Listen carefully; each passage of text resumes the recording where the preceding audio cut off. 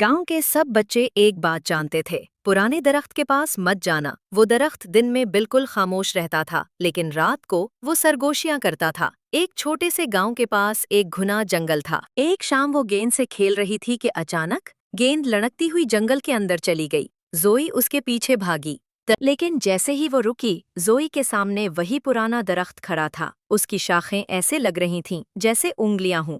जोई, किसी ने उसका नाम पुकारा। जोई का दिल तेज धड़कने लगा। करीब आओ। जोई भागना चाहती थी, मगर उसके पांव जैसे जमीन से चिपक गए हों। वो आहिस्ता आहिस्ता दरख्त के करीब गई। अचानक इसकी नजर दरख्त के तने पर पड़ी। छोटे छोटे हाथों के निशान और गहरे खराशें, जैसे किसी ने अंदर से बाहर आने की कोशिश की हो। दरख्त का तना थोड़ा सा खुलने लगा। अंदर से हल्की सी रोशनी निकली और इस रोशनी में एक छोटा सा साया नजर आया। वो साया हाथ हिला रहा था। एक सरगोशी गूंजी, हम फंस गए हैं। जोई ने डरते हुए पूछा, तुम कौन हो? साया बोला, हमें मदद चाहिए। अचानक कड़ाक, जंगल गूंज उठा, जमीन हिलने लगी। दरख्त का तना और ज्यादा खुल गया। एक हाथ आहिस्ता आहिस्ता जोई की तरफ बढ़ने लगा। क्या जोई बच पाएगी?